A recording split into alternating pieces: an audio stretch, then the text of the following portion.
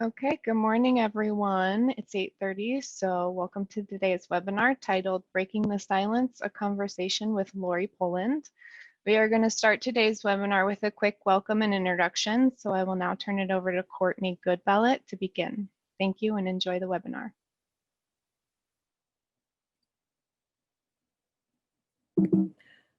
Good morning, everybody. Welcome to our webinar, Breaking the Silence, a Conversation with Lori Poland. Before we begin, this will be our agenda for today, as well as a few housekeeping tips. Today's webinar, all participants will be muted, cameras are disabled, and there will be no chat feature today. However, you are allowed to chat in the Q&A pod and ask questions. If you are calling in today, please email your first name and last name to training@casat.org. Again, that's training@casat.org in order to track your attendance. All other participants, Zoom will track your attendance every 15 minutes. Today's webinar is being recorded. Again, if you have any questions, contact that email, training@casat.org for today. If you're a registered participant, you will receive additional CEUs as well as a certificate at the end of the training. We will be sending out all slides and communication within 72 hours. Please stay up to date with CASAT training on Facebook, Twitter, and Instagram. A little bit about Child Abuse and Neglect Prevention Task Force here locally in Reno, Nevada. It was started in 1998. They developed the first latchkey program in the Reno-Sparks area. They further continue to organize and communicate community events such as the biannual conference that's located here in the north. The K&J Awards, also known as the Christine Nagy Johnson's Awards, where we honor our local fighters against child abuse and neglect. They also created a therapeutic day treatment program where we serve kids, children 3 to 6 years old, who are victims of crime. Currently, we have 2 classrooms, each providing 2 sessions daily, and we serve up to 36 children per day. You can also follow Child Abuse and Neglect Prevention Task Force on our Facebook and Instagram accounts to stay up to date on training, resources, and fundraisers and next steps on aiding the fight against child abuse and neglect. Now to introduce our speaker of the hour. Through Child Abuse and Neglect Prevention's Task Force mission and partnering with national organizations such as NCAN is just one way to connect multiple agencies to aid in the combat to end child abuse and neglect. Lori is a colleague, mother, survivor, and executive director of NCAN, which is the National Foundation to End Child Abuse and Neglect. Lori's compelling story and journey has touched thousands of survivors, professionals, parents, communities, and everyday people. Lori travels nationally as a motivational speaker, talking about possibilities after trauma, becoming a transgender, and the ripple effects on trauma in children and families, along with consulting within the legal system to advocate for change in the field to develop a greater understanding. Ladies and gentlemen, without further ado, Lori Poland. Thank you, Courtney, and thank you everybody for being here this morning. It's such a strange experience this year to be connecting and doing all of this online. I think I just want to give voice to that, because as people that work in this field and live in this space, I think we can all relate to, at least everybody I've known can relate to, the idea of how tricky this year has been on all of us. And I think it's really beautiful that we have the possibility to still be together and connect and inform and educate and collaborate and work collectively, while at the same time having a little bit of a unique way of doing that. So it's just as unique for me to be joining you from my living room as it is, I would imagine, for all of you to be wherever you are. Hopefully, so many of you are at home in warm, comfy clothes because we can't see you. And so I'm hoping that you at least have a lot of comfort and joy in today's opportunity to be together. And I'm also hopeful that you'll walk away feeling a little more informed, connected, empowered, excited, pumped up, whatever it takes. I hope that that's what your takeaway is. And if not, you can definitely send me a message and I'll see what I can do about that. So I am going to, again, I'm going to ask for a little bit of grace because I'm a therapist. I'm not a tech person. So I am really good at the face-to-face human interaction, not as good at the technological portion of this, but I am going to, and I've already done it. Golly. All right, screen share, try again. All right, so we are, why is it not working? Okay, I'm gonna do this one more time because the third time it always works out. That's how it goes.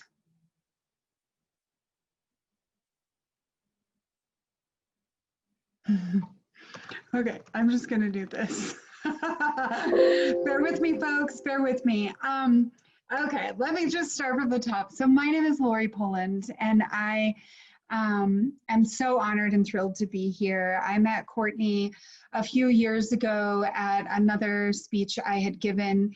She stood out, and we just kind of had this instant connection and really relatability on understanding that anything truly is possible.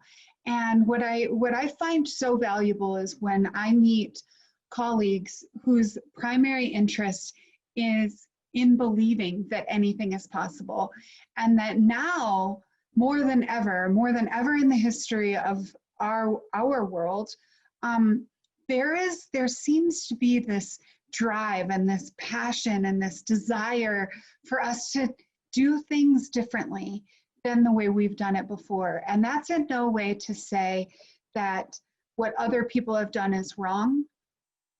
It's instead to say, thank you so much to everybody that's always done these kinds of things, especially working with children and trying to enhance their lives and make their futures better. When we can do that, when we can operate from that space, we have this sense of gratitude and this sense of responsibility.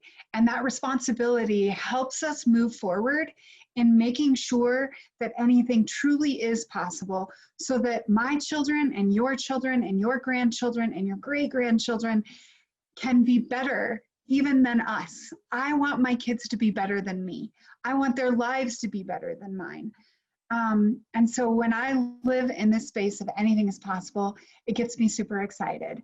So I am the executive director of an organization called the National Foundation to End Child Abuse and Neglect.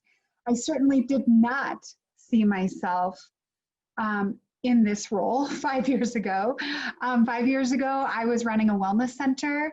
I had acupuncturists and chiropractors and nutritionists and essential oils educators and a bunch of therapists all working in a space to work on the whole body for the people that came into our facility. And my mentor was my treating doctor from back when I was a little girl, and his name is Dr. Richard Krugman, and he was the dean of CU Med School at that time. He had been there for 25 years, and he was just on the cusp of retiring in 2015. And we had been having a lot of the same conversations about child abuse and neglect, and how he had been in the medical field for 50 plus years and had not seen child abuse and neglect advance in the way that he had seen other health-related issues advance, like prematurity, lung disease, heart disease, breast cancer, leukemia. All of those various things had some emphasis in an advancement in research, prevention, education and training, and advocacy. And over the years of people coming together for those various issues, they got better.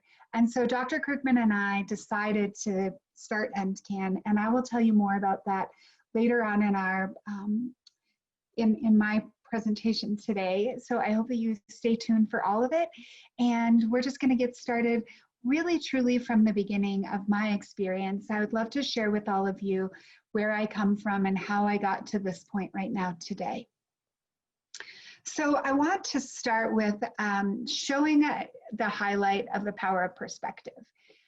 I try and give voice to this in as many opportunities as I can, because one thing that I've learned in doing this work is that every single person that looks at an experience or even is directly or indirectly involved in an experience has a different perspective of it. And I think that there's something really valuable about that. When it's similar to like when a crime occurs or when a car accident occurs, the police don't gather everybody up and ask everybody collectively what they saw. If they did that, people like myself, who can be very outspoken, would raise my hand and I would say, well, this is what I saw. And then all of a sudden, the other people around would begin to possibly question what they saw or disagree with what the other person says, or agree or change their perspective or whatever. And so I think it's really important that we give lens to the power of perspective.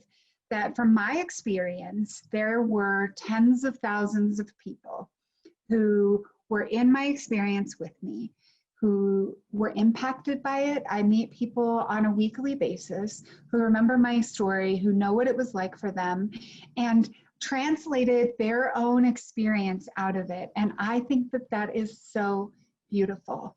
And what I focus on is my version of the story. And so my version of the story is going to be slightly different than the version of the story that other people who were impacted by it have. For instance, my immediate family members, my cousins, my aunts and my uncles, everybody has a different lens, just slightly different about the experience, and that's okay. I think that there's space for it, and I think it's beautiful, and I like to talk about that because as people who work in this field and work with people who've experienced trauma, it's really important that we understand that just because there's two different perspectives doesn't make either perspective wrong or right. It just means that both people are seeing things differently. And giving room to that is so valuable. So today, I'm sharing my experience from my lens, out of my binoculars, with my eyes. And I just thank you for hearing what I have to say. And I would imagine that you'll even walk away from today with a little bit of a different perspective than one another. And I just think that's pretty beautiful. So we're going to start with when life throws us a curveball. So life certainly threw me a curveball. When I was 3 years old, I had just turned 3 on July 24th, 1983. And on August 22nd, 1983, so 4 weeks later, I was just shy of 36 months old, or 37, excuse me. And it was my dad's birthday, and it was a hot August day here in Colorado. And my dad took the day off of work to stay home with my brother and I. We lived in a fairly poor community. I mean, it was pretty poor, and that's okay, you know. But we lived on a block where a lot of the houses on our street were owned by the man that owned my dad's work. And my dad's work was directly across the street from our home. And he worked in a welding tubing plant. So they made metal tubes for like lawnmowers and things like that. I don't even know. It's sad that I don't know. I should ask more questions. Nonetheless, my dad worked across the street. So it was like literally a 30-second walk for him. We lived in a neighborhood. So to have this industrial building across the street was like a little unique, but it blended in well. And we lived on a horseshoe. And so really the only people that came onto our street were people that were coming to my dad's work. And so anyhow, super duper hot. It's like 12:30 in the afternoon. My mom had come home from work to have lunch with my brother, my dad, and I, because it was my dad's birthday. And my mom and dad had tickets to the Willie Nelson concert that night. So they were pretty stoked about doing that.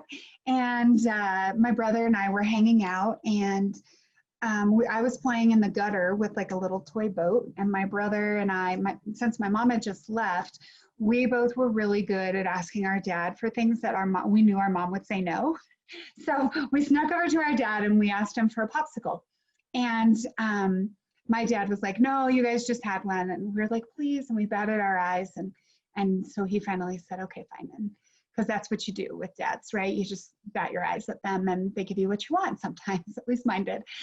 So anyhow, my dad went inside and my brother was so eager for his popsicle that my brother stayed up on the porch, and I knew that it would come to me because that's my personality. So I was like, I'm gonna do me and you guys just bring it to me when you're ready with my popsicle. So I was out at the curb, and right then, in just the couple of seconds that my dad went inside, a car drove up, and it was an orange Datsun, and the passenger door was already open. And the man inside leaned over the seat and asked me if I liked candy. And like any sugar-loving 3-year-old, I was like, yeah, hello, have you met me? Like, of course I like candy. And so he negotiated with me and said, if you come with me, I will give you candy. And I was like, sign me up, dude. Because in that moment, up to that point, I'd never experienced a sensation of harm. I didn't know that it was even possible for somebody to harm me. I trusted every adult that was in my life up to that point, and I didn't know that it wasn't unsafe. And so I got in the car after following his instructions of removing my pants and leaving them there on the sidewalk. And all the while, my brother, who was five years old, he was 18 months exactly older than me, was watching from the front step and recognizing that this was a really bad thing. And moments later, we were gone. And my dad came out with 2 popsicles in his hand, and he looked at the curb, and he looked, down at my toy and my pants, and he looked at my brother, and he looked back at the curb, and this went on for half of a second, and my brother just looked up at him and let out this sound. And right then my dad's best friend came running up, because it's 12:35 in the afternoon. And there were people having lunch outside on the grass across the street at my dad's work. Our neighbors were outside. There were people everywhere. There were children, all of our friends. Everybody was outside. And my dad's best friend ran up, grabbed my brother, threw his keys at my dad, and said, go get her. And so my dad hopped in the car and started driving, and he got to the end of the street, and he literally didn't even know what direction to go. And so he turned around and he came back and he called 911. And then he called my mom, and he describes that that was the worst call he's ever made in his life. And I can only imagine what that experience was like for my parents, for my brother. Such a vastly different experience for them than it was for me. Having any of my 3 children taken, harmed, threatened, any of the above would absolutely wreck me. I couldn't even fathom what that would be like. I couldn't fathom being an older sibling and watching this happen and feeling some sense of responsibility. My brother was 5. He wasn't responsible. My dad didn't do anything wrong. He was being a parent, and he went inside because I batted my eyes at him, and I'm crazy manipulative, and I get what I want. So, the man that took me waited for that opportunity. Who knows how long he had been sitting there. He could have been there for a day, a few days, I don't know, but he waited for that opportunity. And that changed the trajectory of my life, my parents' life, our family's life, my brother's life, the community by which we lived in, and everything. It changed everything for the rest of forever. And so my abductor, I was kidnapped, and my abductor took me up to the mountains here in Colorado, and he found a dirt road right off the highway and found an abandoned outhouse, like a really run down, pretty disgusting abandoned outhouse that nobody had really used very much. And I don't know how long we were there. His admittance of all of this is unique and different from itself. But nonetheless, we were there for some period of time. He proceeded to severely abuse me. And then when he was done, he discarded me in the toilet in the hole of the outhouse. And he dropped me 15 feet below ground, leaving me for dead, and left. And so the search for me locally by my home began immediately. And everybody in our community paused. And I don't know what was different about that kidnapping than many others that had happened prior to me and even after me. But something created a sense of community and a sense of working collectively and together that ignited this search effort. It was one of the first times that the media was used to help find me. The media was contacted, photos were posted everywhere, and it was a pretty public story, nationally and even internationally in some places. And so all of that happened while I was in the bottom of a pit, an outhouse toilet. And so some of the silver linings are that I was below ground. Had I been above ground in the mountains in Colorado in 1983, I would have died the first night from hypothermia. The fact that I was below ground allowed me to live for 4 days, 3.5 days, in this toilet with no food, no water. And the actual pit that I was in, there was a crack in the cement, which caused the chemicals in the toilets to leak out into the earth around. Those chemicals are intended to biodegrade really anything that comes in contact with it. Unfortunately for me, I was in the pit of this toilet and there was only about 3 inches of water of those chemicals in the bottom. And there was a lot of debris. And so I made this seat that I sat on, and only my little baby feet that were like this big were in the water. And so fortunately, just because my feet were in the water, the rest of my body wasn't. And by the time I was found, the chemicals had not moved into the upper part of my body. My legs were black up to the top portion of my thigh, and from the poisonings. So had I been in the toilet another 6 to 12 hours, there's belief that the chemicals would have made it into my pelvic area, and I would have died from poisoning then. So there's so many miracles, there's so many silver linings about all of it. But for me at the age of 3, that was my first introduction to true abandonment and life or death. And at the age of 6 weeks old, every single human is introduced to the concept of abandonment, that without the care of a person taking care of them, that the possibility of that child dying is real. And so that's why we reassure our kids. They say, well, who's picking me up today? What time do we go here? Can you tell me what the night's going to be like? And we are constantly, I don't know about you guys, but I am constantly having to say to my kids, okay, I'm picking you up today. You have soccer, you have dance, you have gymnastics. We're going here. Then we're going to have to, like every day, I am continuously reinforcing that sense of fear in my kids. It is not necessarily like a heightened level of fear, but it's a normal humanistic instinct to have that fear of just needing that reassurance that they're safe and okay. And I didn't have that at the age of 3. That introduction for 4 days was real. And so for me, my brain immediately changed.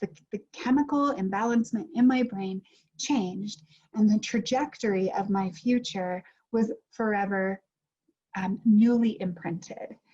And so having that sensation of being abandoned and alone is not something that has ever gone away. And I will definitely be talking more about that later. But I do want to share with you how I was found, because clearly I was, because I'm sitting here talking to y'all. So on the 4th day, these bird watchers happened to be up in the mountains driving around and watching birds, right? Because that's what bird watchers do. And nonetheless, the wife had to go to the restroom. And so they were driving by the outhouse that I was in, and they looked at it, and the husband was like, no way, we're going to keep going. So they kept going. And at about a mile up the road, the wife said, turn back, we're going back. And like any good husband, her husband turned around and listened to her and came back, and she went into the women's restroom, and then they heard a faint cry. And so they looked around, and eventually they went into the men's room and they looked down and they asked what I was doing there. And I told them that I lived there. And I think that, you know, we use, especially in 2020, we use this word resilient so much. I mean, it's like our kids are resilient. Well, all humans are resilient, I hope, because life is sure not easy. But that resiliency for me of creating a new normal, this being in this toilet, being without a caregiver and food and water and all of that was my new normal. And I adopted that as a sense of safety and security for me. And so it took a while for them to find somebody small enough to come down in the hole and actually get me. And there happened to be a volunteer firefighter up there who came down the toilet in a harness and asked me to hold on. And I remember him saying that, hold on. And I grabbed on. And when we got to the top, he lifted me up and out. And then they took me back to a hospital, obviously, to get checked out. And I was in pretty bad shape and pretty dehydrated. My legs were black. And that's where I was reunited with my family. And, you know, as one would imagine, we all have exposure to trauma and children who've struggled. And so I believe that everybody on this call can understand and recognize that the journey just begins here, right? Like me being found, me being reunited with my family is only the beginning of a forever way of living.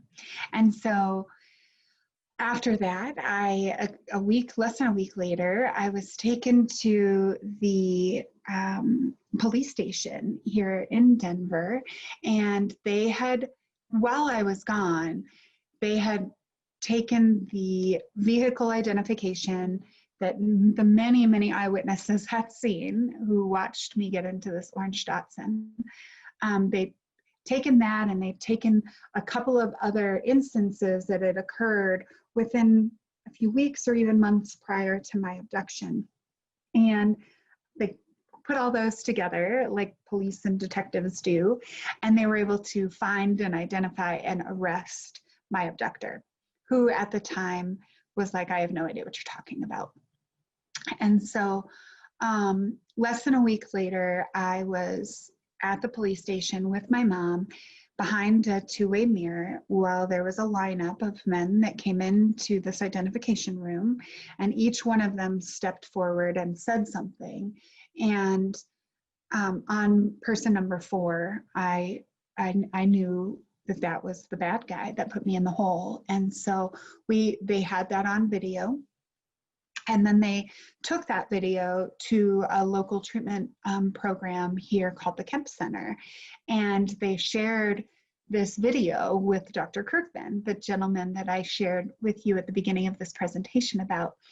And Dr. Kirkman was the director of the Kemp Center at the time. And they said to him, is this reliable? And Dr. Kirkman and the child abuse attorney that was on staff at the Kemp Center, as well as the lead psychiatrist, David Jones, all said, yeah, it's very reliable. It's very clear that she's able to identify who her abductor is, and she does it very adamantly, and there's no question. However, it's not admissible. And so what we did then, or what they did then, was they conducted a forensic interview with me at the age of 3 and the psychiatrist, David Jones. And over the course of 5 different visits with the defense attorney and the prosecutor, Dr. Krugman being the videographer, and the attorney for the Kemp Center, all standing behind a 2-way mirror at the Kemp Center, I did a forensic interview with David Jones that was a client-centered interview. It was client-driven, with him having an earbud in his ear so that he could receive questions from the attorneys behind the mirrors, you know, asking as though I'm on stand and being and testifying. And so one can imagine what those videos look like. I am in possession of them. And as a clinician now, it's like the wildest thing for me to go back and watch those things. It's a little heartbreaking. It's really surreal, but it's also really magical, the power of the voice of the child and how accurate and strong and consistently stable I was. And what a little sassy fireball I was at a very, very young age. And I'm still going strong on that and proud of it. So watching those things and watching all of that play out and seeing how I continued to describe, I continued to identify my abductor by way of video, pictures of him. I described the color of his hair, the color of the car, all of those things. And it was just a really neat, now looking back, it was a neat opportunity that kept me out of the courtroom and allowed me to put my abductor behind bars. And now I'll just share really quickly that in 1983, the laws against children were very minimal. And so this was not his first rodeo, my abductors. This was not his first crime. He had already been in sex offender treatment a couple of times, from my understanding, to this date. He was 21. And I was also not his first conviction. However, it was more of a crime in 1983 to harm animals than it was children, because a lot of people did not take child abuse to the court systems in those days. And so there wasn't enough cases there by way of verification and evidence and law to indicate a practice of keeping our kids safe. And so he was sentenced to 10 years in prison for rape, kidnapping, and attempted murder. And he was released after 6 years because he got good behavior. And so after that, he was required to be on parole here in Colorado, parole or probation. I apologize that I don't know which one is which, or which one it was. Nonetheless, he didn't like that. So he left Colorado, flew to California, where he met his wife, and they were married for 25 years. And, you know, that was it. And he has since reoffended. I don't know how many times he's reoffended, but I know that in the last 10 years, he did reoffend and get caught. So that's a story about my abductor and me. And so I'd like us to move on to the rest of the next part, because my parents were pretty adamant that I was going to grow up normal. And I kind of giggle at that, because as people who work with children who've been impacted by any sort of traumatic experience. I find it interesting how all of us seek normal. You know, we're all looking for what is normal. I want to be normal. I want to, like, keeping up with the Joneses kind of normal. And for me, I can't help but wonder, like, what is normal? It was this ideal that I was supposed to be. And honestly, looking back now and as a clinician, I realized that a lot of that longing was their own trauma response and their own need to process that what happened to their baby girl, this horrific, atrocious thing, would not impact her or them or any of it in a negative way, that we were going to be normal. And so I worked so hard the majority of my life to try and keep up that facade. You know, I cannot even tell you how many times in my life, especially before the age of 24, people would say to me, wow, I am shocked that you are not addicted to drugs or super promiscuous or in and out of prison or all of those kinds of things. People were shocked that I made it, that I was normal. And so in my brain, I was like, okay, this is what normal is. This is what it's supposed to look like. But I also know that I had this moral compass. And this moral compass within me helped drive me to down a direction that kept me on the straight and narrow for the most part, just in terms of the way I lived in the world. That certainly did not direct me through the internal struggles that I was having. I wanted so badly for my parents not to hurt, for my family not to hurt, for our friends and our community not to hurt. I felt personally responsible for all of their emotions.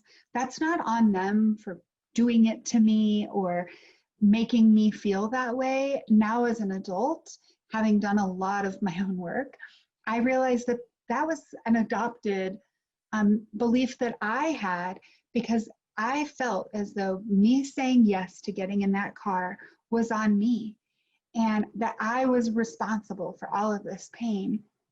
And so, and that even carried on into my adulthood. I walked this tightrope. You know, if my parents were, if I was sad, that would cause my parents to feel bad.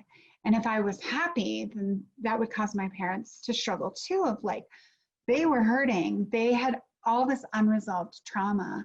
And they were trying so hard just to live a normal life and to make it out okay from all of this.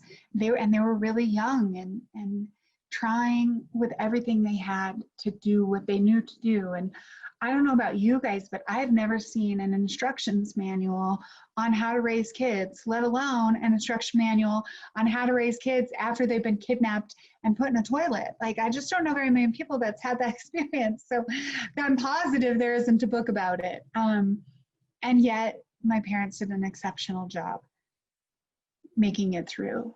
And so I wanted to speak about this normal thing, because I think it is normal. I think it's okay that we have a longing to be normal after we go through these kinds of experiences, and naming that and acknowledging it, and helping people that we're working with to understand that what they long for, this family, this ideal family, or this true authentic connection, we're hungry for that. And because that looks normal. And so when we're looking for it, it can just be really nice when the people around us just acknowledge that that might be what we're seeking, and that sometimes that might not feel so normal.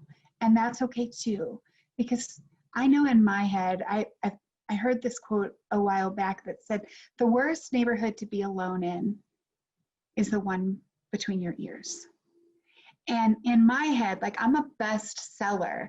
I write these novels in my brain that, like, I will pull in every bit of evidence I possibly can to validate and verify this story that's in my head.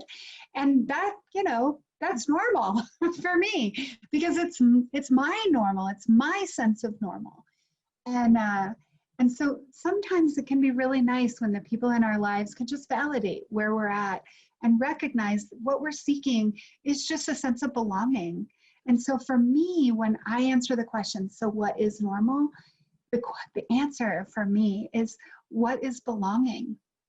I just want to belong, and that's it. However that looks, that's what I'm seeking. So another thing that I want to emphasize is that it didn't just go away. Like once my trauma was over, it didn't just like end there. Once I got some of that work out with David Jones at the Kemp Center and Dr. Krugman, I wasn't like this perfect kid. I mean, I got straight A's and I had perfect hair and I always dressed nicely, and I was so intentionally kind to everybody I possibly could because I knew what it felt like not to belong, and I knew what it felt like not to matter, and I knew what it felt like to feel such a sense of aloneness and abandonment and isolation that I never, ever, ever wanted anybody to feel that. And even to this day, it's something that I struggle with. What I think is beautiful is that it gives me a sense of empathy for other people, especially people who are suffering, and understanding and having some level of compassion for their pain, knowing that the reason we're all in pain is because something hasn't been released within us, and we're trying to cope with wanting to matter and wanting to feel that sense of connection. And my whole life, I have tried so hard to move past, to put that in my past and go beyond, right? Like keep on trudging. And no matter how hard I tried, there was still this thing in me that was just gnawing at my heart, gnawing at my way of life, gnawing at my pain and my trauma and my heartache. And all I ever wanted was for it to just go away. But I can tell you that there are many instances in my life, typically during major life transitions. So when I became a young woman, right, like through puberty, that same year when I was 13, and that same year my mom slipped on ice at work. And you would think, well, what's the big deal? But what happened was it broke her tailbone and it caused her brain to shift. And then through that, they found that my mom had this terminal brain illness that at the time they were like, you're not going to live through this. And she had to have emergency brain surgery. They gave her a 10% chance of living. We planned and said goodbye to my mother at the age of 13. And I had already lost her once. And so this time I was older, I was so wise, because every 13-year-old is smarter than every other human that ever existed. I don't know about you guys, but mine sure thinks she is. And I love her. Nonetheless, though, I was mad. I was so mad at my mom when I found out that she had this brain thing and that she could potentially die. And she didn't die. And I just like distanced myself from her and just kind of put a little bit of space between us. I was never gonna cling to her, long for her the way that I had up to that point. And even after that, she had 2 or 3 more brain surgeries because she has this thing. And it's been 27 years. I can't believe I'm saying that. And she's, you know, still alive and still going, and she's had breast cancer and thyroid cancer and all of these things. But that woman, she's like a cat, you know, she just like has all these lives, and she's had a really rough go of it, but she is a strong cookie. And so that was a major time of depression for me when I was 13. I couldn't trust the world. I was at war with God. I mean, he and I, we were not friends. I didn't like him. I didn't understand why he would do things like this to people. I thought we had already gotten our like golden ticket, like the worst possible thing you could possibly imagine ever took place. And now here you are, like hurting my mom and hurting the rest of my, like, I'm done, dude. You and I, we are not simpatico. So it was rough. It was really rough. When I got my first boyfriend, that was another major life transition that led to some really hard stuff for me. How do I trust? How do I interact? How do I be intimate with another person? When I got married, that was another one. When I had my first daughter, I had the worst postpartum depression with her because all of a sudden, when she came into the world, everybody that had said to me, it's going to change your life. You've never experienced anything like it until you had your kid. I'm like, yeah. I was the best parent in the world before I had children, let me just say. And then I had her and I was like, I had nothing to say. It was deathly terrifying. And I went into a really, really dark place. My fear was that I wasn't going to be able to protect her.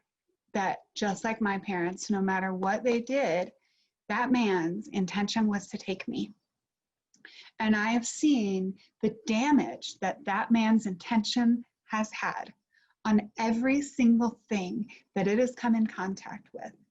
And the guilt that I feel, the guilt that my father feels, the guilt that my brother feels, the shame, all of that. I was terrified as a mama, terrified. So I was like detached from my daughter. I did not want to be responsible for hurting her. I was so scared. I finally, thank goodness, with the help of an amazing doctor, I got through that. And then I had another kid, and that was even hard. And then I had another one, and it was a little boy. And I was like, oh, this one won't be so traumatizing when he turns 3. But it was just as traumatizing, if not more traumatizing, because it gave me a lens of what my abductor's life was like at 3. One of the things that Dr. Krugman had shared with me later in life was that one of my abductor's neighbors had come to him and the psychiatrist at the Kemp Center, and they shared with Dr. Jones and Dr. Krugman that when my abductor was 3 years old, he was at their house crying and begging not to go home. And these neighbors knew that this house wasn't good. These people were very, very wealthy. And that at that time, it was none of their business, right? It's none of our business. What happens behind our door stays behind our door. That was kind of the motto of the way people lived. And so they literally pushed him out the door and told him to go home. So even after longing and seeking and hoping for somebody to help him, and nobody did, and nobody interjected, he got mad and he was hurting. And I don't know about you, but when I am mad, I am not very nice. And I don't mean to be. Like this morning, like, dude, I got a big speech and my son's like, I don't have my water bottle. And I was like, dude, today is not the day. And he's like, Mom, I'm having a really hard day. I'm like, oh, okay, here we go. Breathe through this, it's when I'm irritable, I'm not my best self. When I'm hurting, I'm not my best self. When I'm scared, when I feel like the world is against me, I'm not my best self. And so I can only imagine what it was like as a 3-year-old little boy, begging and crying, 2 other adults, which is very risky, especially when somebody that you trust, that you're supposed to count on is hurting you, for you to have the courage to say, I need help from anybody else. I don't even know how many times that happened, but my guess is that it wasn't just once. Even if it was just once, to not do something, to not respond, that was a moment that could have changed everything. And those neighbors felt so guilty 18 years later that they came to the doctors that were treating me and shared that story with hopes to release some of their own shame and guilt. That is the bystander effect, right? Like no matter what, child abuse and neglect impacts all of us, and it doesn't just go away. So then I had to find my way. And like, whew, I'm still looking, people. It's an ongoing journey. I mean, I learned at a very young age, and I don't know if it was something that I learned or something that I was born with. Many of you on this call, I'm sure, are way, way smarter than me, and I would love for you to educate and inform me at some point if you're open to it. But I was codependent, and from as far back as I can remember, I felt like it was my responsibility. Everybody around me's happiness was my responsibility. And so everything I did was in an attempt to make them feel better, to be happy, to live life successfully. And it was my goal to make sure my bedroom was perfect. It was my goal to get straight A's, not because I wanted it, but because that made my parents smile, and it made their stress less. It made their lives easier. If I wasn't a problem, we were in good shape. So once I started making friends, the friends that I really clung to were not the friends that were like, you know, healthy or I'm not saying that my friends, I hope none of them are on here. I'm not saying that they were unhealthy in per se, but I found the broken. I found the people that were hurting. And I was like, I'm going to make your life better. I mean, it was my goal to heal and piece together and to be that missing piece, Shel Silverstein's missing piece for all of those people. And I was so good at it. Man, I was good at it. And then I got tired. I was so tired. And right around 25, I started getting bitter and I started getting resentful. And I was working 2 full-time jobs. I was pregnant and I was going to school, grad school full-time. And I don't even know how I did that. Like, genuinely, I don't know. I wasn't a mom, so that's probably clue number 1. But nonetheless, I was working at a restaurant in the evenings and on the weekends, and this social worker came in, and she was also without kids and looking to get out of debt because none of us make enough money as social workers. And so she was needing a second job too. And her name was Meg. And Meg was the first person that I let into my life that loved me with no conditions. She loved me for me, and that was it. And I had had many, many people like that in my life, don't get me wrong, but I didn't cling to them. And meeting Meg was like learning about Santa. I couldn't unlearn that information. It's like the toothpaste coming out of the tube. You can't put that back in. Once it's out, it's out. Like, good luck. Like, you have to squeeze and get suction. Like, it just doesn't work. Meeting Meg did that for me. And what it showed me was that my life, I was worthy just because I was Lori, not because I helped somebody, not because I fixed somebody, not because I gave and gave and gave and gave and gave and gave and gave and gave. And like to the power of 7,862 squared, right? Not because of any of that, just because I was me. And all of a sudden, I looked at my life like it was a garden. And at that point, I had a lot of rose bushes, like a lot of rose bushes, and a few junipers. And I don't know about you guys, but if you know anything about gardening, which I really don't, I'm not claiming that I do, but I love to garden. But I had these rose bushes that were prickly and hard and totally unmanaged. And all of a sudden, I just started pruning, and I started setting boundaries and limits in my relationships. And I started finding out my voice mattered. And I started asking for what I needed. And believe you me, most people in my life were like, we did not come into this relationship with that agreement. And I was like, oh gosh, it was hard because I lost a lot of friendships. And I was lonely again. And I felt abandoned again. And I felt rejected again. And yet that moral compass kept me going in the direction that I needed to. And I just stuck to the sensation and the feeling of what it was like to be loved unconditionally, to not be responsible for another human being's feelings and emotions, or life, that they could do their life, they could take care of them. I didn't have to do that. That was huge for me. So I started doing codependency work, and things just started getting better. And it meant a lot of fragmented things in my life. It meant a marriage of 18 years that ended. It meant a very, very different relationship with my family of origin. It meant a lot of tears. It meant a lot of money at the therapist. It meant a lot of rapid resolution therapy. It meant a lot of trips to Esalen. I don't know if you've ever been to Esalen Institute, but ladies and gentlemen, that place is heaven. Just saying, go. So it meant a lot of that, and it was wonderful, and it was magical. And it also led me to knowing that I have this experience in life, and my story is one of millions, one of tens of millions. I am not unique. I am not unique. I am not the only person in the world that has experienced a traumatic event. I'm not the only person in the world that has had child abuse and neglect.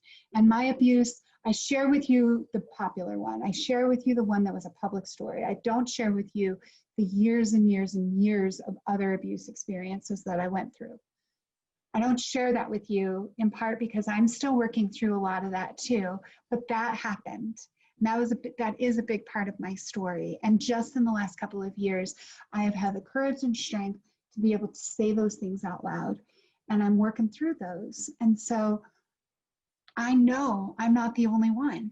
I know that my story is just one that hopefully one person will hear and feel that some sense of connection and empowerment and strength and sisterhood or brotherhood. I don't know, familyhood. I said that wrong, but whatever.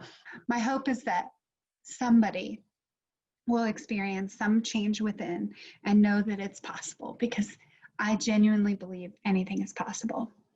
And so all this time, as I had shared at the very beginning of our time together today, right after I graduated from grad school, I asked Dr. Krugman. I didn't know anybody in my world that had a college degree.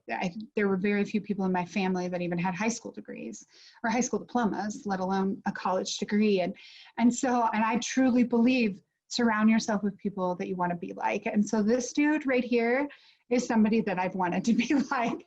Dr. Krugman comes last week. Another doctor told me that he's like royalty in the medical field, because he comes from royalty. Like, his dad is a world-renowned infectious disease doctor.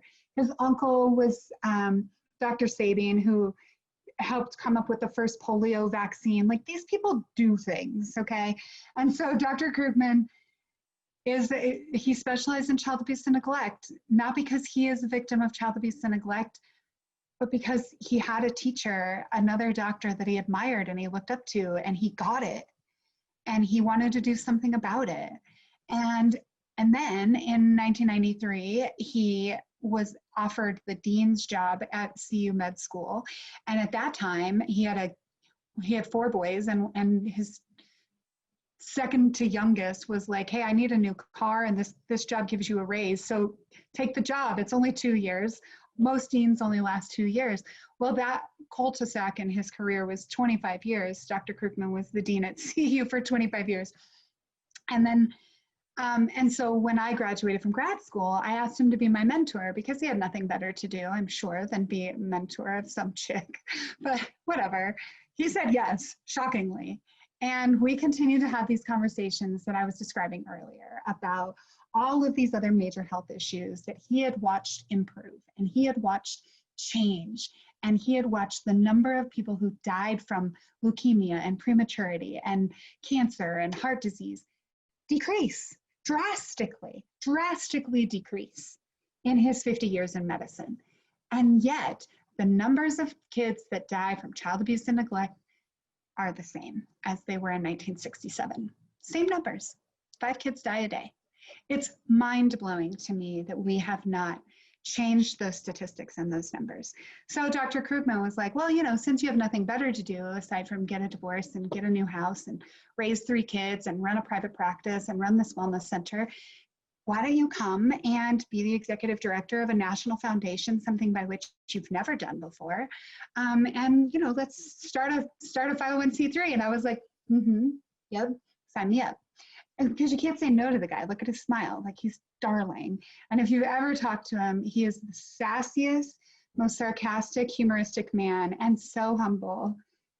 It's amazing. And working side by side with him and learning from him has changed my trajectory in another way. And I'm so grateful. And he has continued to say, do what you're good at. And he believes in me. And I don't know that I'm good at running a 501c3, but I know that I'm good at making people feel like they matter. And for me, that's what this 501c3 is about. And so that's what we're doing. And I made it. I'm way over on time. I'm talking so much. So I'm going to hurry along here. But I made it because I knew early on that I wanted to be impactful and that there are a lot of people that don't feel like they have a voice. And I clearly have no shame in speaking my voice and speaking my opinion. I didn't when I was 3, and now I'm 40, and I still don't. And I'm very proud of that. And I know that when people are suffering, they just want to feel like they matter. All I ever wanted was to feel like I matter. Even today, all I want is to feel like I matter. And so I surround myself with people that make me feel that way. And I hope every day that I try. I'm not always successful because I have this thing called the human experience. But I hope that every day I make those around me also feel like they matter. And I do that by modeling that I'm just a human being trying to do the best that I know how to do. And I'm gonna stumble, and I'm gonna surround myself with people that I feel safe enough to ask for help from. And that's what makes my day better. That's what makes my life better. That's what makes my experience and my kidnapping and my life story better. All of that makes it better. So one of the things that I pride myself on now is living in the pause. Because what I know is that depression is caused by us focusing on the past, and anxiety is caused by us focusing on the future. And when I stop and live in this moment, and I live in the pause, there is peace within me. Because right now, in this moment, it's 9:31 in Reno, I think. I think you guys are an hour behind me. Okay, I got a nod. So it's 9:31 there. And we're all here together. You've been listening to my voice for 1 hour and 2 minutes straight. And hopefully you're still awake. But also hopefully we can all collectively recognize that in this very second, we're good. We're good. Everything is okay right now, even though in the greater world, things are not so good. Even in other parts of our community, things are not so good. Even in other homes, in other workplaces, and in the homes of a lot of the children that we're working with, in the schools of with a lot of the children that we're working with, it might not be so good. But right now, for us together, we're good. And that is the art of being in the pause, that when we can be as present as we can right now, ultimately, we're okay. And what can we do in this moment to spread that okayness to other people? And our energy and our presence can be that for somebody else, making them feel as though they matter, they're safe, and that you're predictably okay. That's the art. So that's a lot of the work that I do as a boss, as a colleague, as a coworker, as a mom, as a friend, as a partner, and in the world. That's what I do, because the presence is a gift. It truly, truly is. So where do we go from here? Where we go from here is going to take all of us. It's going to take every single person on this call for us to come together and work collectively. And what I'd love to do now is open it up for questions, if possible, Courtney, for us to, oh wait, are we doing, the questions? I think we're just gonna do the questions. Let's just do the questions. Yeah, why not? That works. Cool, great.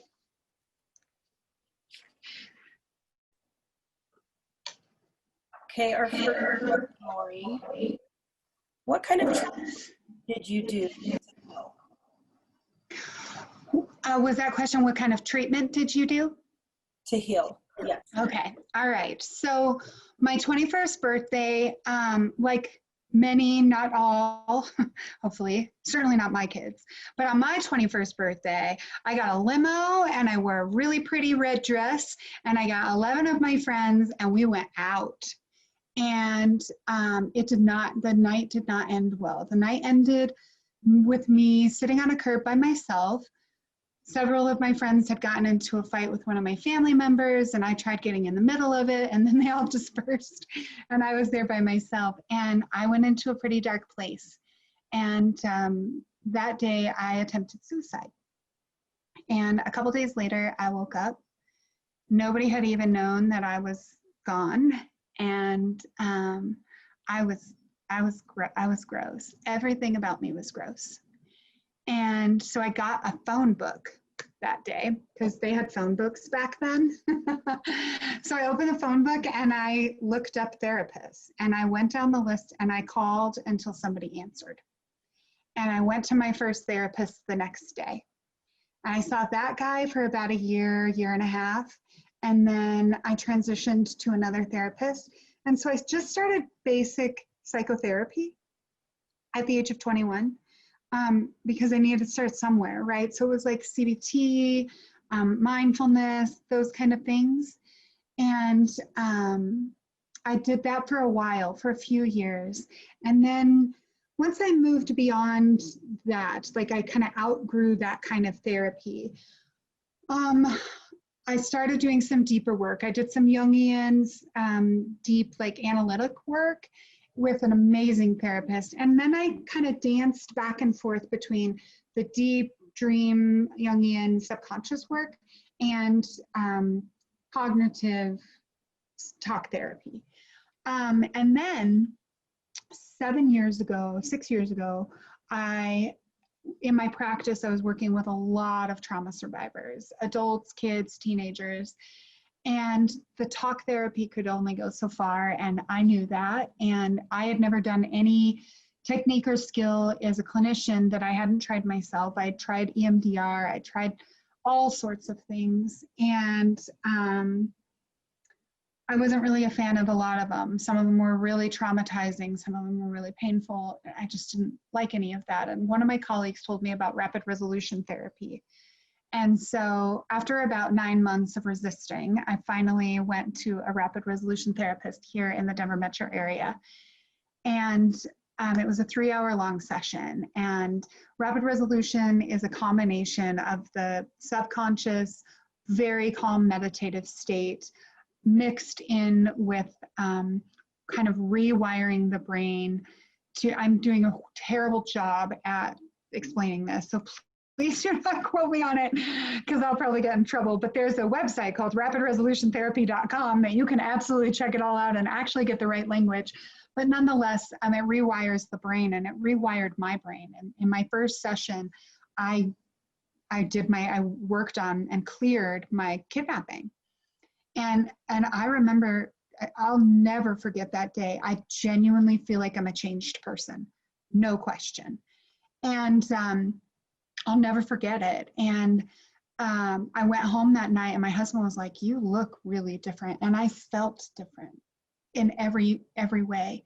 And everything changed after that. I started speaking more. I started speaking again after 12 years off of speaking. All of these things just started falling into place because I wasn't attached to my trauma anymore. And that was huge for me. I cannot recommend RRT enough for anybody that does trauma work. Thank you, Lori. Mm-hmm. Participants, I want to encourage you to also ask questions in the Q&A pod. Lori, we have a question from our participants. In your work with families, do you work from attachment theory? Any other theories that inform your work? I know you just kind of touched on that, but. Yeah, so I do. Everything I do is from, and it's not, I've never really like identified, I'm not a group think person, so I always have this rub against, well, I'm not that, because I find value in so many threads of all of the different therapeutic techniques. I would say that Virginia Satir is somebody that I followed a lot. But an attachment model, but really I'm more of a systemic thinker. I'm more of a systems therapist in understanding that the way that we interact with everybody impacts our existence and how we find value and worth in our world from the moment we're conceived all the way up until we pass. And so from that lens, it looks a lot like attachment, and I bleed in a lot of attachment work, but I predominantly work from a systemic lens so that I have kind of that upper umbrella. Absolutely. Our next question, how do you feel about your offender now?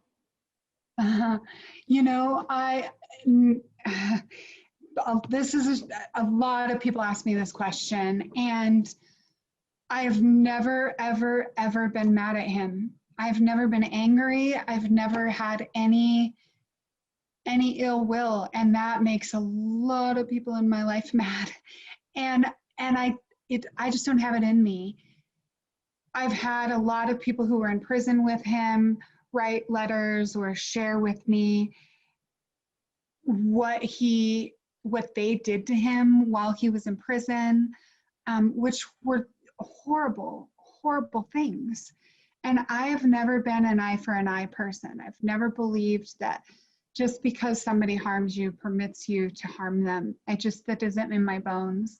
So now I feel the exact same way about him as I did when I was really young, which is I have a lot of compassion for him. I'm so sorry for him that he's lived the life that he's lived.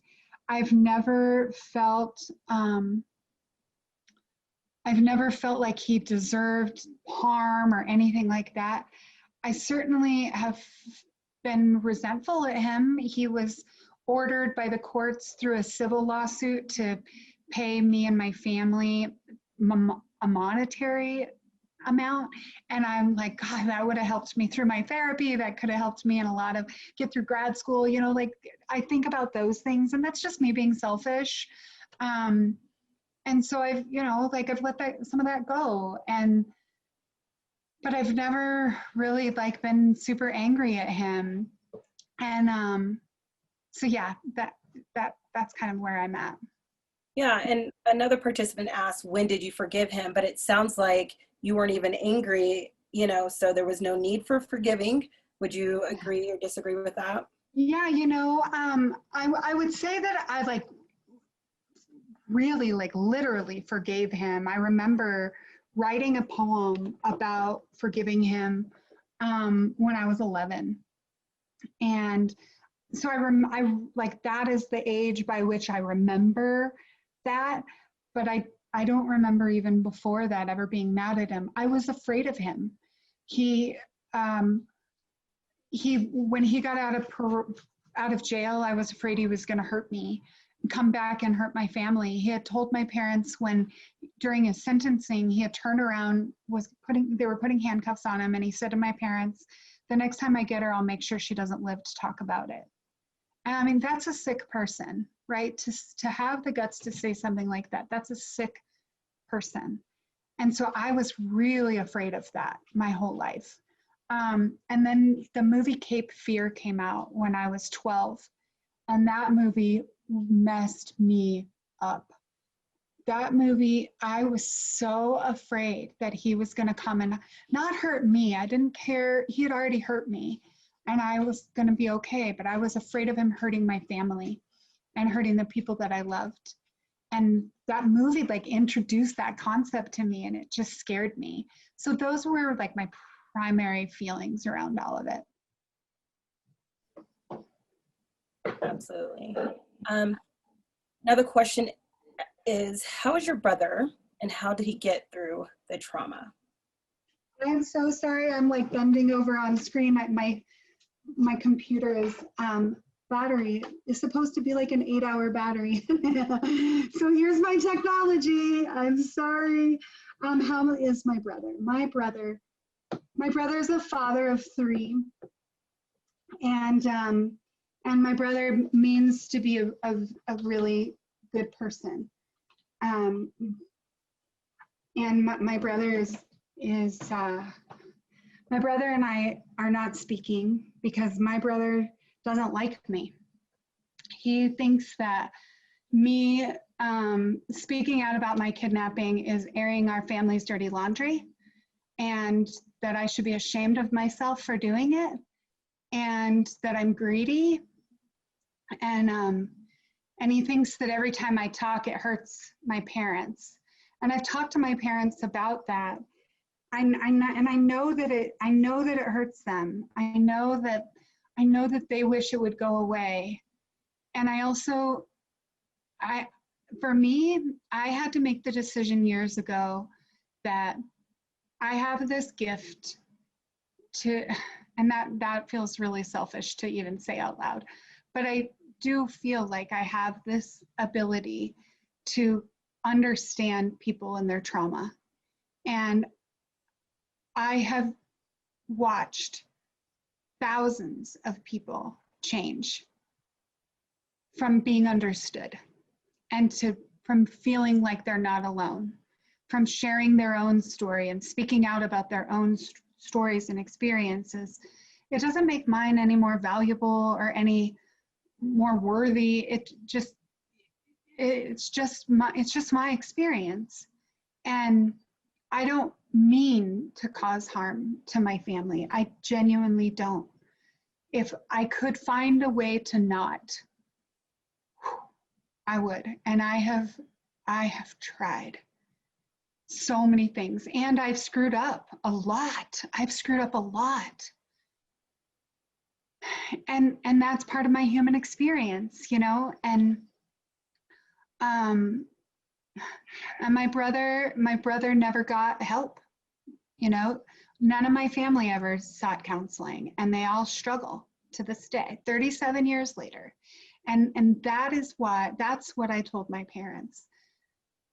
I don't want my kids. My daughter was 3 when she was abused by a family member. And my kid, the one thing that I was most afraid of happened.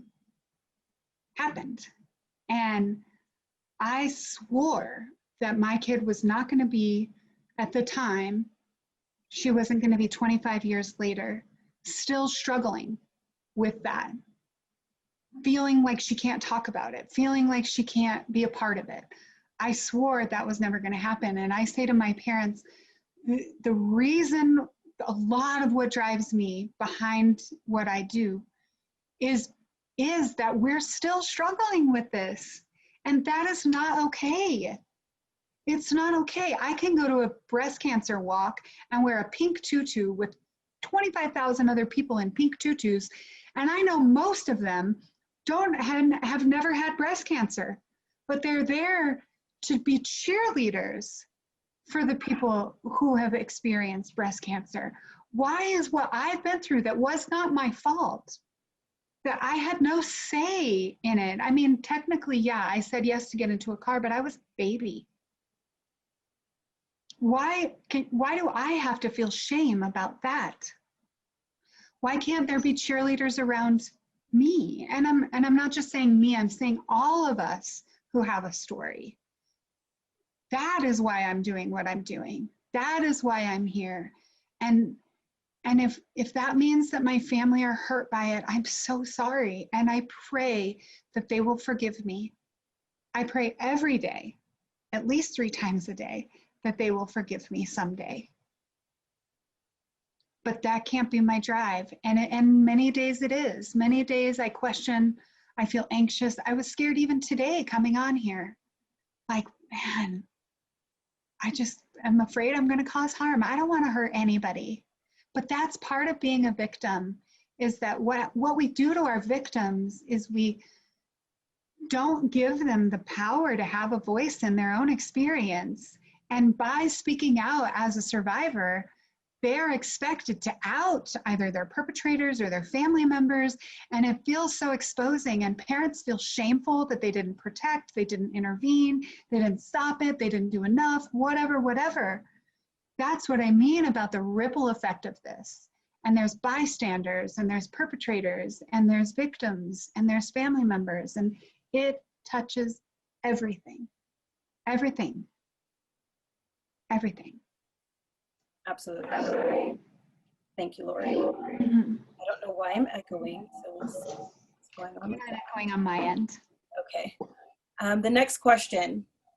What are your suggestions in how to work with the family as a whole in addressing a traumatic experience such as yours, where it happened to one person but impacts the entire family as it happened to them in a different way? Yep. One thing that I do, what my suggestion is to first acknowledge that everybody has their own perspective, and that trauma is trauma.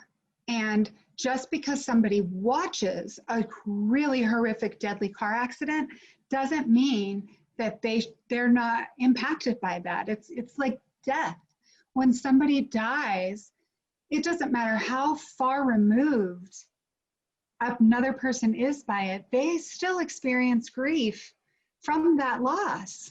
And we tend to forget that when we're talking about a living grief experience, i.e. a trauma or a traumatic or life-changing experience. We tend to forget that it's like grief, and that everybody that is around it is going to be impacted. It's like one drop of poison ruins the whole barrel of water.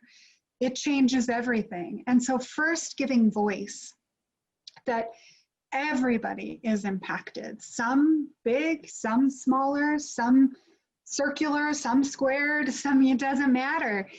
That's the first part. And then the other part is acknowledging that everybody's going to need to do their own healing through it. And if that occurs and we have buy-in from all people around it, man, is that a beautiful experience. And I have been so blessed in my career as a clinician to be able to do that. I mean, I've had families come in, family members fly in from all over the country, and I've flown to different parts of the country to do family systems work where the person that I was working with, part of the family was here, and then we did that systemic work. And it's really powerful to watch a family heal together in that way. I agree. And jumping down to another question, since you're touching on the family, what type of therapy do you use, avoid, recommend to help not pass down trauma generationally? Yeah, so as soon as I got rapid resolution therapy, I referred every single client I have to the clinician that did it here in Denver. So you could imagine how successful my practice got after that. Because I went from like 42 people a week down to like 9. And I kind of was like, oh, but I knew it was the right thing to do. And I went to the very next training I could. And I have done, I think, 9 rapid resolution therapy certification trainings, because you cannot get enough of it. It changed my existence. I have provided it as a pro bono service to thousands of people. People have flown in from all over the place to do a couple of hours with me or whatever, or I send people all the time to Florida to see John Connolly, who's the founder of it.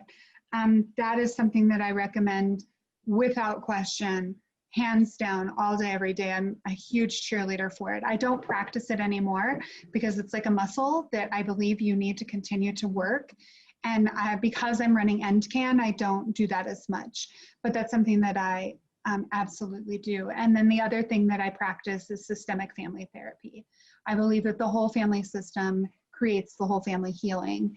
And it's going to take all in order for that to occur. So I really try and get buy-in and commitment from everybody to do the whole work. Absolutely. I don't know why my computer keeps echoing. Okay, next question. What would you say to older adults childhood trauma and have not yet had treatment for it? Yeah, I would say it's never too late to ride a bike, and it's never too late to find healing, love, compassion, and joy. And by and I'm not saying that that's the very first thing that happens, because it is hard. And there's the average age for somebody coming out about their child abuse, specifically sexual abuse, is 52. And that is a lot of life lived with the weight of carrying trauma. And even if we got 2 years, it's like it's better to have loved and lost than to have never loved at all. I believe that all day, every day, because I would rather experience joy for a minute than to have never experienced joy. It's worth it to me.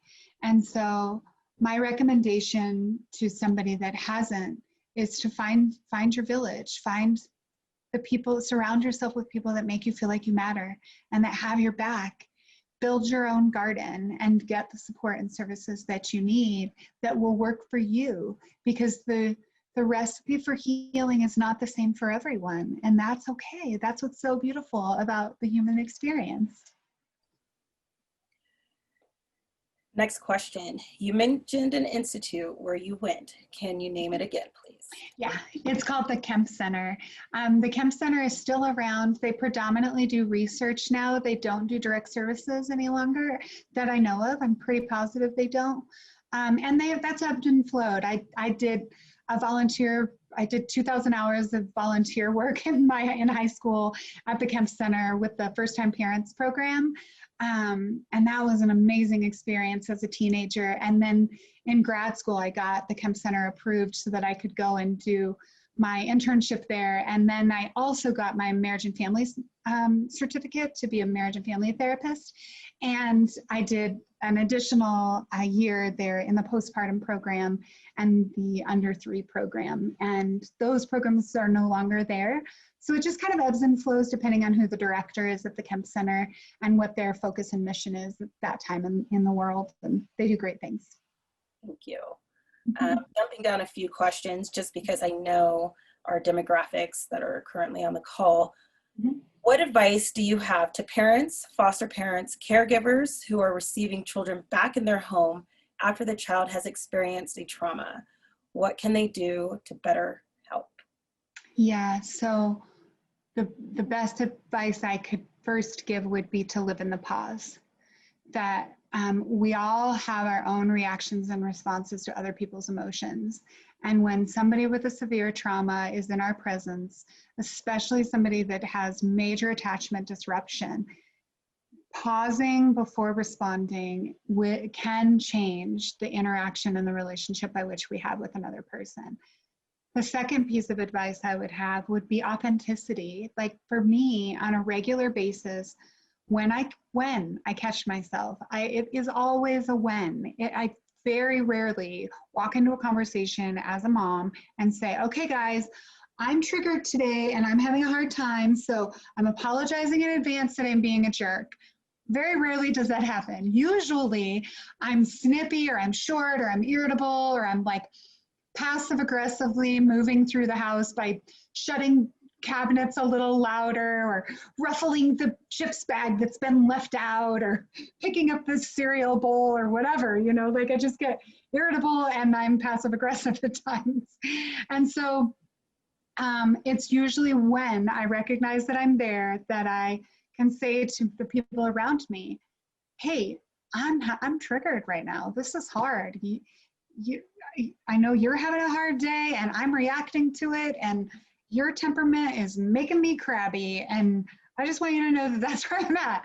And usually that soothes it for them, and it models for them that they can then say, yeah, I'm super crabby because yesterday you took my phone away and I didn't like that. And that's kind of how it goes. So that would be my second piece of advice, is just authenticity.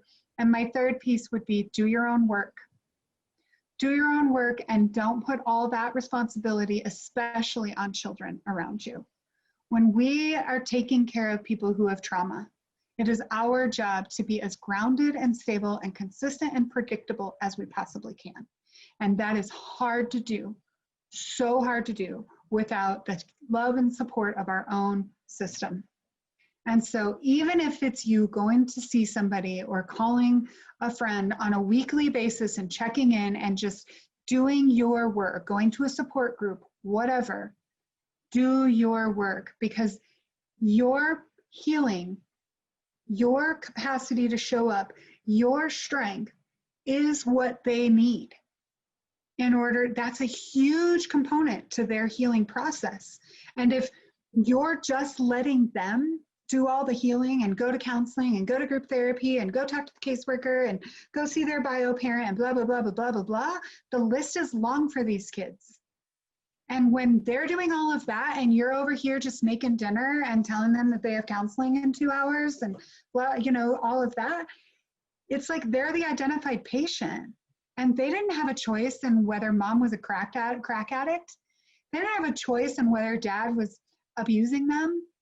They didn't have a choice in which parents they picked that birthed them and brought them into the world. They didn't have a choice in a lot of the things that happened in their life. So you doing you and taking care of you to the best of your ability will help them to see that we're in this together. It's not you doing all of it. It's us doing all of it. That would be my last bit of advice. Thank you. I'm going to combine 2 questions together. One being, what is the best way to support survivors? And the other one is, have you shared your story with your own children? And I only combine those just knowing how important it is for survivors to share their stories. So can you speak upon that? Yeah, so really from early on, I think my girls were each like 1.5 to 2 that I started with body awareness conversations. And my son too. With him, he didn't speak and he had hearing loss and all these other things early on, so he was a little bit later. But with all 3 of my children, I started talking about body awareness and stranger danger and family danger and secret danger and all of those things that happen. I started talking with them about all of that pretty early on. When my kids were each old enough, I started introducing to them my experiences of like something really bad happened to mommy. And somebody came and hurt me, and it kind of changed the forever of my family. And then when they got a little bit older, I told them that a stranger came and took me away from my mom and dad. And that was really scary. And it wasn't anybody's fault, but it's what happened. And look, I'm okay, and I made it. And then when they got a little bit older, they learned a little bit more about it. And sometimes when I'll do I was on the Today Show a couple years ago, and my kids watched that. And they were they're my biggest cheerleaders. They are so proud of what I do. And they have their own responses. You know, one of my daughters talks a lot about her own experience of being abused. And for her, she had a nightmare it was about 1.5 years ago. She was having this recurring nightmare where she was abducted and she was taken. And so with her, I talked to her about how even when horrible, horrible things happen to us in life, which do all the time, it's how we respond to those horrible, horrible things that can make or break our future. And that no matter what, I was going to have her back, no matter what happened in her life. And I was like, and man, you know, if you did get taken, which I will do everything in my power to never, ever, ever, ever let that happen. But I think Papa did too. Like my dad wouldn't have intentionally let that happen. And so I said, even if the worst happens, like you could end up like me, you know? And she just kind of laughed and was like, what? And I was like, I know, worst case scenario. Like, and so I try and make light of it too, because I don't want them to be all doom and gloom. And I do that with a lot of survivors that I work with. I don't I try and use humor to help get through. And because life is really too short to not have laughter. And so that's a big piece. But then also, I think the first part of the question was, what do I do with survivors? Mm-hmm. What are your recommendations to help survivors? Yeah, so I think the biggest part for me that I've ever done is help them to understand that they matter. And I give a voice to what it is that they're experiencing, and that I also try and introduce the sense of normalizing the hard. And that doesn't mean dilute it, that doesn't mean minimize it, but like as an example during COVID, whenever I'm around other kids that I love and know or whatever, that in my community, my kids at school or whatever, I'm like, yeah, this is really hard, isn't it? I bet it's hard for you as a kid. And I just try and normalize that and like validate that it's hard for them. It's hard for me, but it's hard for them too. And so, and I do that with victims and survivors and thrivers and transcenders. It's like, you do not have the easy stick here. You didn't pick it, and that stinks. So what are we going to do about that? And how can I support you? How can I empower you to do something great in the world? And I'm going to move through. Oh boy, look at all these. Okay, I'm going to move through really quickly to this story. So there's really quick story. There's this little boy, and he's on the beach, and there's thousands and thousands of starfish, and he's picking up the starfish and throwing them into the ocean. And this older man walks along, and he's like, "What are you doing?" And this little boy says, "I'm trying to save the starfish. The tide's going down, and if they don't get back in the water, they'll all die." And the man was like, "Buddy, there's thousands of starfish here. There's no way you're going to make a difference." And he picked up one starfish and threw it in the water, and he said, "I made a difference to that one." And that's the message that I try and tell people, that as long as it's one, if you're making a difference to one, we have no idea the ripple effect of that impact on the world around us.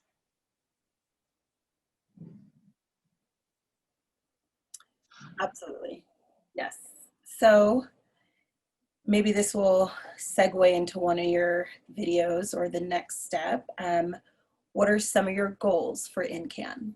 Okay, so some of our goals is, one, to help people understand that we are all survivors and that child abuse and neglect impacts all of us, and that every single person that comes in contact with it can be a part of the change to help end it.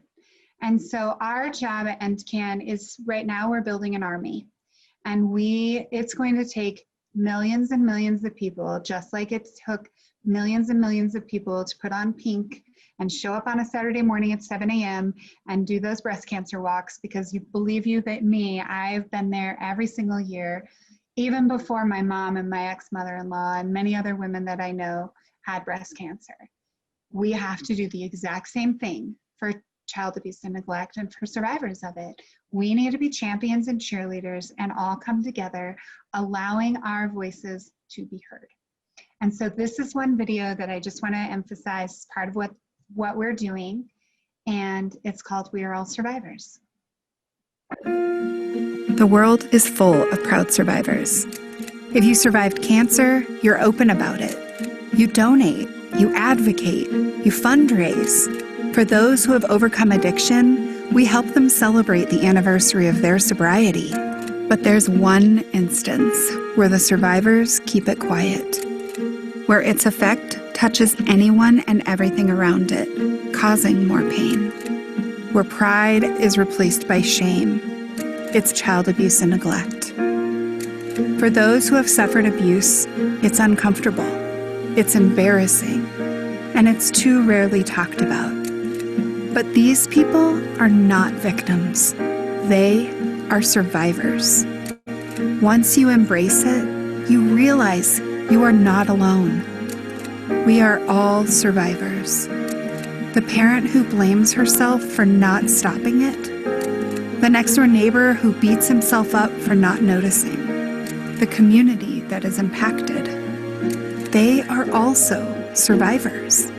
We are all survivors because we made it this far. So as survivors, let's not bury it. Let's embrace it. Let's go from hiding our shame to defying it. From standing in the shadow to stepping into the daylight. Because when it comes to child abuse and neglect, none of us are alone. None of us are at fault. We are all touched by it. We are all affected. We are all survivors. Our voices will end the silence. All right. There we go. So that's one of the things we're doing at NCAN. And I'm going to share one other video here.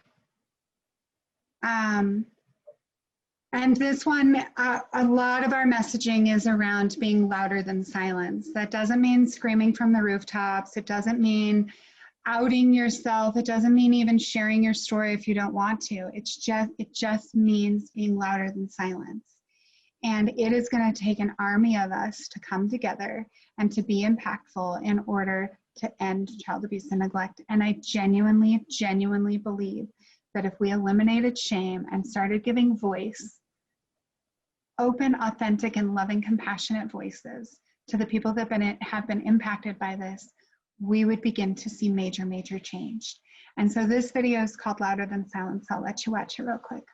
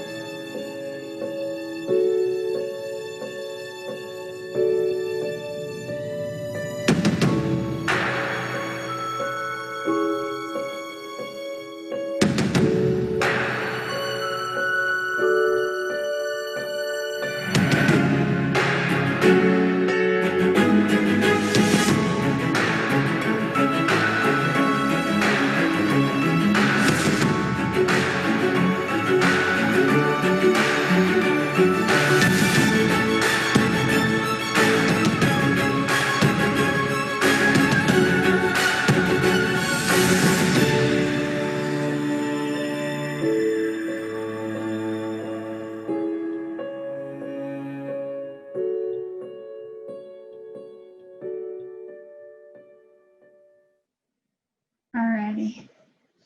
There we go. That's just a snippet of what we're doing. It's, you know, we've got a lot of events coming up, many of which are virtual, some of which are in person in later 2021, like a national march where we're all going to come together. Anybody that's been impacted by this coming together, cheerleaders, survivors, thrivers, transcenders, families of, you name it, and march together collectively to do this. And it's going to take a lot of us. So we need help. And if anybody's interested, you could check out our website, and Lindsay will talk about that here in a couple of minutes too.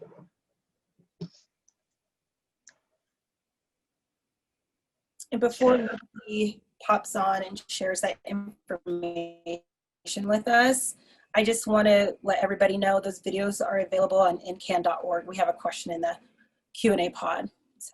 Great. Great. All right, Lindsay, do you want to come on and?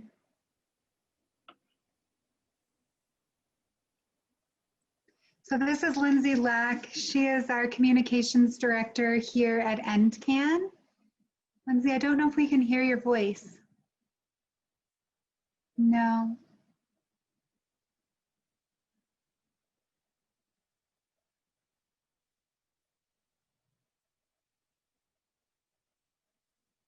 We did test it beforehand and it worked. No. All right, want me to take it? Okay. I will take it and probably chop it up, so I apologize in advance. But like I said, we're building an army and we need people to come together. You can go to our website and check out, there's a section in our website called Be the Change.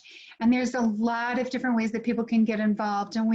And you don't have to be in a certain city or town. Like a lot of the work that we're doing is remote and having virtual meetings. And even before COVID, we were the first ones. No, just kidding. But that's what a lot of national organizations are doing. But we need young champions, where we have a Young Champions Council.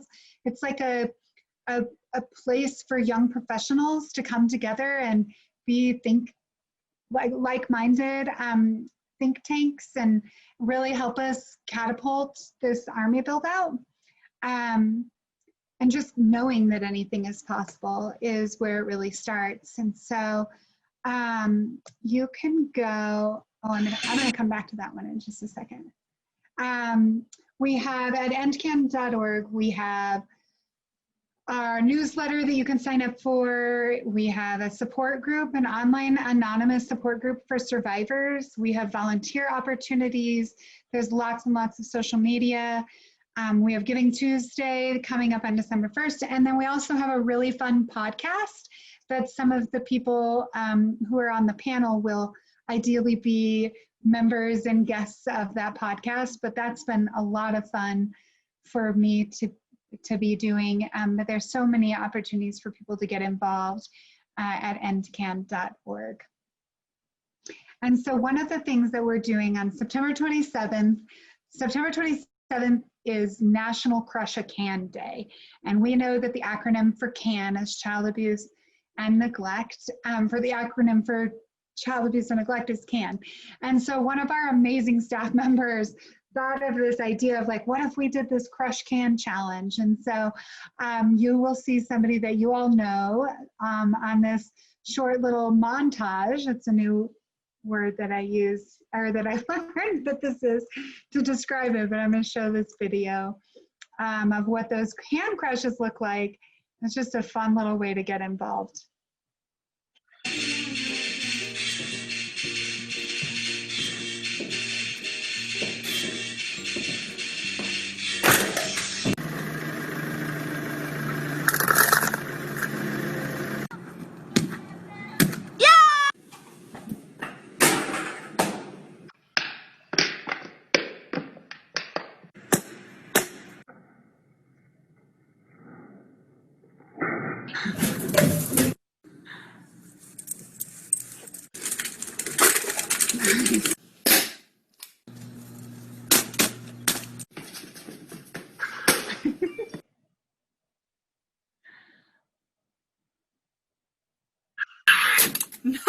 It said child abuse and neglect.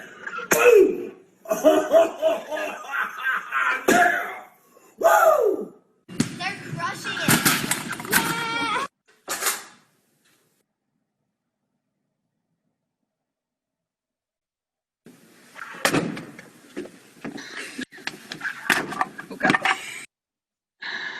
Oh man, some of those people I know, and I just love that video because it just makes me smile because I know who they are. But I really love the full can explosions. Those are really fun. So before we wrap it up, and thank you for your time, your energy, and experiences, just speaking upon them. I just want to, 2 questions I want to confirm from our participants today. I'm pretty sure the institute that you refer to as Heaven is Esalen. Is that correct? Am I pronouncing that right? The institute I referred to as Heaven. Yeah, that you went to, that everybody should go. Oh, the Esalen Institute. Esalen. Esalen Institute's in Big Sur, California. Yeah, it's Esalen. Mm-hmm. There you go. Yep. And I feel like this is also powerful because, yes, it describes you, and the participants want to know, what does transgender mean? Can you explain it? Yeah, you know, one of my call, she was like a mom to me. And she's a therapist, she's a social worker, and she was a social worker at the Kemp Center when I was there, and had been at the Kemp Center when I got kidnapped. And I don't remember her from back then. But anyways, at one point, about 4 months into my internship, she said, "Lori, you're a transcender." And I was like, what does that mean? Like, I had no idea. I mean, I knew what transcending meant, but I didn't know like that I was that. And she said, you took your experience and you continue to pay it forward by showing compassion and love and helping other people heal from their experiences by way of your own. And I was like, yeah, I'm a transcender. Look at me. And I just got so excited. And at one speech, somebody was like, you need a cape. And so this lady made me this superhero cape that has a big T on it for transcender. I'm like, yep, I own it. So that's what that means to me. Mm-hmm. Mm-hmm. That's beautiful. That is so beautiful. Again, Lori, thank you for your time. Participants, thank you for your time as well, in learning more how we all can be more impactful in our day-to-day work, our careers. Please visit all 3 agencies' websites and Facebook pages. We have some awesome trainings and resources, as well as fundraisers going on. Again, that's ncan.org, and that's canpreventnv.org, and CASAT.org. So, Lori, do you have any final thoughts? I just want to thank you all for staying online. I know that being online for this long of a time, hearing one voice predominantly, can be a little daunting. So I hope that I wasn't too daunting for you all. I just really want to thank you for listening and for being here and for having me. And I hope that it was helpful to so many of you. Absolutely. Courtney, could I do a final closing logistics announcement? Absolutely, Jamie. Take it away. Thanks. Thanks again, Lori. I laughed, I cried. I laughed more than I cried, so I appreciate that. I appreciate your time today on behalf of the CASAT training team and the University of Nevada, Reno. I just want to remind folks that you'll be receiving an email this afternoon that has a link to a very short but important survey. We appreciate if you fill that out. And it has instructions on how to access your certificate for CEUs in your account at training.casat.org. Thanks, everybody.